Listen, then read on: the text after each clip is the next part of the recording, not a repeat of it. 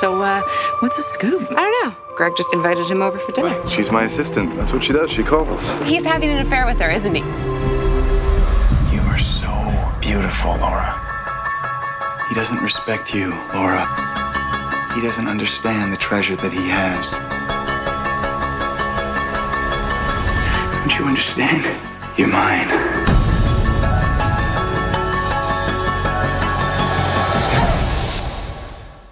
The movie begins with a middle-aged woman making love with a man on her bed. They both hear a knock on the door, which happens to be the woman's son. They tell him to go so they can have some private time, but the boy insists and opens the door, revealing the bloody chain of their dog and some blood around his mouth.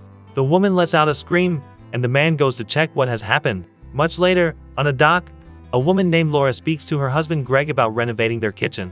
Greg says he likes the idea, but they don't have the money for it, which makes Laura complain that he spends too much money on his boat. Laura tries to caution their son, Jamie, to be careful with a pocket knife so he doesn't hurt himself, but Greg tells her to loosen up a bit. Greg soon goes to take a phone call. As Laura pushes some boxes, one of them almost falls into the water. So a man, Elliot, who has been watching her for a while, comes to her rescue. He places his hands over hers to support her, and a grin develops on her face as she thanks him. He turns, and Laura asks him why his female assistant is always calling him. Suddenly, Jamie falls into the water, and Elliot jumps into the water to save him. The parents thank Elliot. Days later, Greg invites Elliot to their house for a cookout while Laura and their neighbor Mira talk. Mira, who is married, admires Elliot and talks about how she'd like to make love with Elliot because he's hot. Mira has good taste. Meanwhile, Elliot keeps sneaking glances at Laura while talking to Greg. While the ladies talk, Mira's husband Bill pokes his head over the fence and asks Mira if she's going to come back home to cook dinner. He stutters Mira, and she secretly tells Laura she wishes their husbands would work out like Elliot while setting a table for dinner. Greg gets on another call with his assistant, Hannah. Elliot takes the chance to engage Laura about her painting. While eating, Elliot reveals that he's a building contractor when Laura brings up the topic of her kitchen. Greg finally agrees and tells Elliot to give Laura an estimate so she can run it by him. At night, Greg tries to get some action going with Laura, but she tells him she's not feeling it and takes a rain check. Greg tries to be an understanding husband and agrees to try tomorrow. The next morning, Laura and Mira go for a run. Mira expresses her jealousy that Laura is going to spend all summer with Elliot while he's working on her new kitchen. Mira thinks about how she'll show up unannounced, dressed gorgeously, to entice him. When Laura returns home, she spots a shirtless Elliot working on her kitchen design. He waves at her to come talk to him so he can explain his plans for her new kitchen. Laura tries to pay attention, but she can't keep her eyes off his muscles. She soon goes upstairs to take a shower. While in the bathroom, she tries to pose in front of the mirror and starts to laugh at herself. She goes in to take a shower, and somehow Elliot walks by the door to sneak a glance while she's not looking. The next day, Laura goes to a store and runs into Elliot there. He shows her a pastry from his favorite baker in town. When she asks why he told her he's from out of town, he tells her he is, but he used to live here with his mom years ago. When they get back home, Elliot goes shirtless again and gets to work. Mira comes in dressed gorgeously and tries to get to know Elliot. While they're talking, Laura comes to join them. Mira asks Elliot if he has a girlfriend, and he tells her he doesn't, but he has his eye on someone while sneaking a glance at Laura. On the dock, Elliot tells Laura that Greg told him he had a late meeting with Hannah in his boat, so he leaves her to enter Greg's boat. In Greg's boat, Laura finds a piece of underwear and goes out to cry. Elliot goes to check on her, so she tells him she believes her husband is having an affair with Hannah. Elliot invites her into his boat to have some tea. He tells her things happen for a reason because when one door closes, another opens. He tells her to close that door and move on to what is in front of her. He tells her she's beautiful and places his hands on her leg, which she reciprocates. Sometime later, Elliot is seen crying while looking through some photographs of him and his mom, which he had scribbled on to remove the faces of her lovers. It turns out he's the bloody little boy who mutilated the dog at the beginning of the movie. At night, Laura asks Greg why he was with Hannah so late in the office, and he tells her they were working. He notices her silence, so he tries to get close to her, but she tells him she doesn't want to. The next day, Elliot comes to play with Jamie after Greg leaves. Laura compliments that he's great with kids, so Elliot says he loves kids, even if he has to be a stepdad. She reciprocates. Sometimes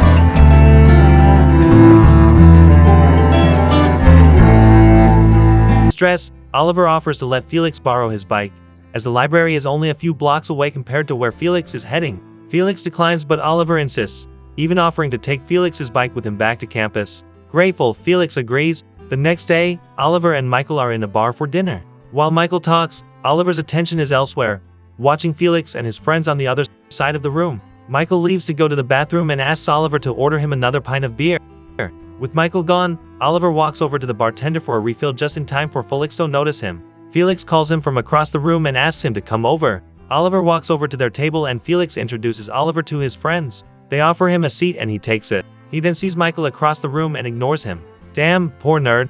Oliver spends the night drinking with Felix's friends. When it's his turn to buy the next round of shots, he walks over to the bartender and begs him to let him pay for it later since he doesn't have enough money. Sensing that Oliver is having trouble paying for the shots, Felix walks over and pays for it himself.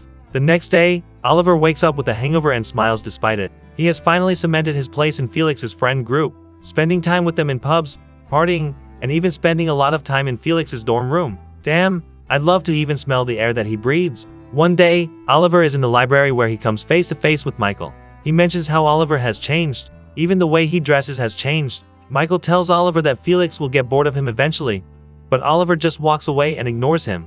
As days go by, Felix and Oliver's relationship develops. Growing up in an upper-class family and having never experienced anything close to what Oliver has experienced as a child, Felix empathizes with Oliver's stories of his parents' substance abuse and mental health issues. When Oliver becomes distraught over his father's sudden death, Felix comforts him and invites him to spend the summer at his family's estate called Saltburn. After the final exams, Oliver arrives at Saltburn and finds himself in a massive estate. Still astonished by the scale of the house, Oliver knocks on an equally massive door and is met by Duncan, the estate's butler. Duncan is rigid and terrifying and leads Oliver into the house. Once inside, Felix insists, telling Oliver that he should reconsider since it's his birthday and that his mother deserves to celebrate it with him. Upon arriving at the family's house in Prescott, Felix meets a woman so far from what Oliver had described. Oliver had claimed his mother was a druggie. He also realized that Oliver's father was alive all along and that the family never lived in poverty as Oliver told him. Felix realizes that Oliver had lied about his upbringing.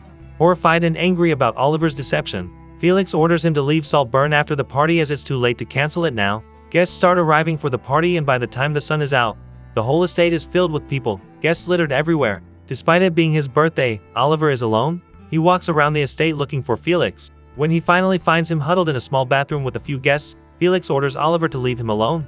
Defeated, Oliver floats around the party, drinking by himself. Later that evening, he notices Felix walking towards the hedge maze with a girl. He follows them. Felix is exasperated to see Oliver watching him doing it with a girl. Oliver ends up confessing his feelings to Felix, but Felix rejects him, expressing hurt and confusion at Oliver's actions. The next morning, Oliver is woken up by a commotion from downstairs. The whole family, including the maids, are running around the estate looking for Felix. In desperation, Venetia and Folly wait around the lake looking for him. Elspeth, on the other hand, walks around the maze in hopes that she'll find Felix there. From Oliver's balcony, a loud scream echoes around the estate. It was Elspeth. She had just found Felix's body, and the whole family run towards the maze. In her distress, Elspeth orders the whole family to prepare for breakfast while waiting for the police to arrive. At the breakfast table, everyone is shaken by the events. Folly is having trouble eating his pie. Venetia is shaking as she pours herself a glass of wine, and Elspeth is pretending as if everything is normal. Realizing Oliver's presence, Folly asks him why he's still there now that Felix is gone and asks him to leave.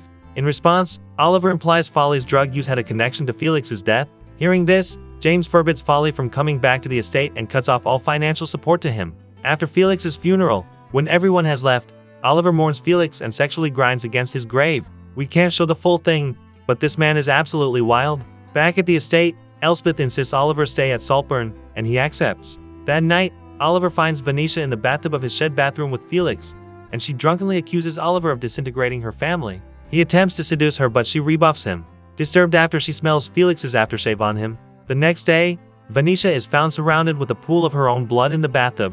It appears she unalived herself. The family held a second funeral that week, this time for Venetia. Elspeth asks Oliver once again to stay with her and James while they process the death of their children. Despondent of Oliver's continuing presence at Saltburn and Elspeth's closeness to him, James bribes him to leave. Realizing that Oliver will not accept his bribery, James forces him to leave instead. Months later, Oliver reads about James's death in a newspaper. He has a chance encounter with Elspeth at a cafe and she is delighted to see him, insisting he return with her to Saltburn.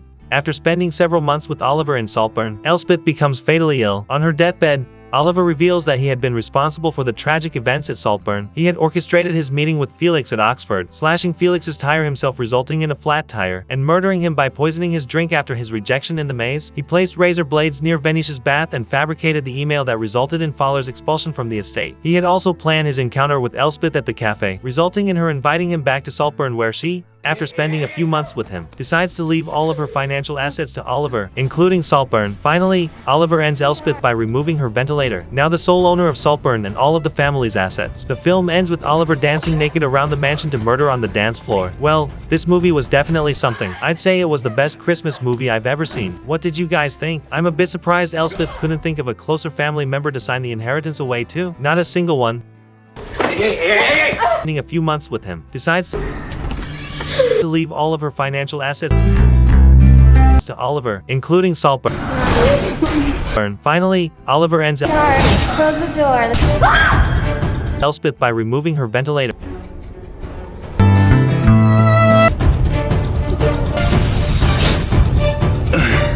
The film ends with Oliver dancing. Listen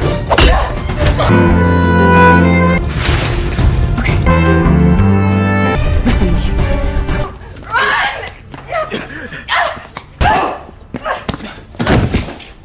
I've ever seen. What did you guys think?